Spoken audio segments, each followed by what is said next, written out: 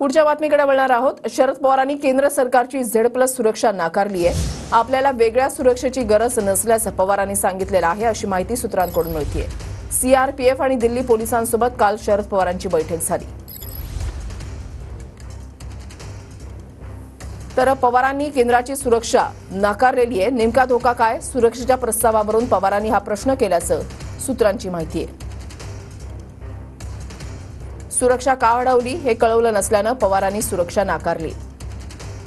आपल्याला वेगळ्या सुरक्षेची गरज नाही असं पवारांनी सांगितल्याचं सूत्रांची माहिती आहे। दिल्लीमधल्या निवासस्थानी अधिक सुरक्षा रक्षक नको। दिल्लीमध्ये वापरणाऱ्या वाहन बदलण्यासही पवारांचा नकार। प्रवासादरम्यान गाडीमध्ये 2 सुरक्षा रक्षकही नकोत। संदीप राजगोळकर आमचे प्रतिनिधी आमच्या सोबत आहेत। संदीप, गेल्या काही दिवसांपासून आपण पाहतोय शरद पवारांच्या Z+ सुरक्षेसंदर्भातल्या चर्चा ज्या आहेत ते सातत्याने सुरू आहेत। पवारांनी ही सुरक्षा जी आहे ती नाकारलेली आहे, नेमकं कारण काय कळतंय?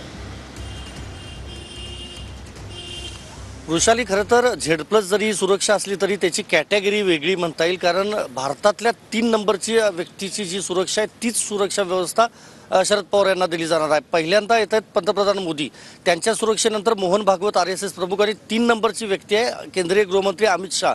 अमित शाह यांना जी सुरक्षा सध्या दिली जाते तीच शरद पवार यांना दिली जाणार आहे। जवळपास 40 ते 45 सुरक्षा रक्षक एका शिफ्टमध्ये त्यावेळेला सुरक्षेसाठी तैनात असणार आहेत।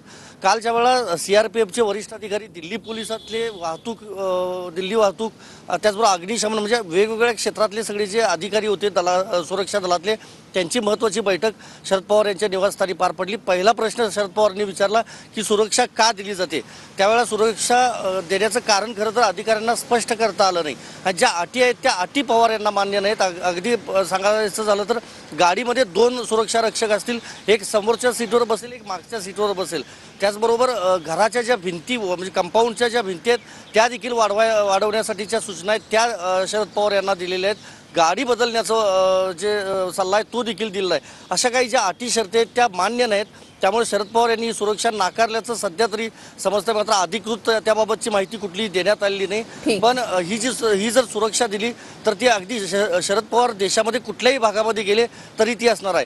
दुसरं महत्त्वाचं, घरामध्ये सुरक्षा रक्षक नको असं देखील पवारांनी सांगितलं आहे। बारामती, पुणे, मुंबई आणि दिल्ली 4 ठिकाणी त्यांची जी निवासस्थानं आहेत, 4ही निवासस्थानामध्ये तुम्ही गेटवर जे काय सुरक्षा तैनात करायची ती करा, घरामध्ये नको असं देखील सांगितलं आहे। त्यामुळे आता पाहावं लागेल सुरक्षा यंत्रणा याबाबतचा आता पुढचा निर्णय काय घेतात ते। नक्कीच धन्यवाद संदीप दिलेल्या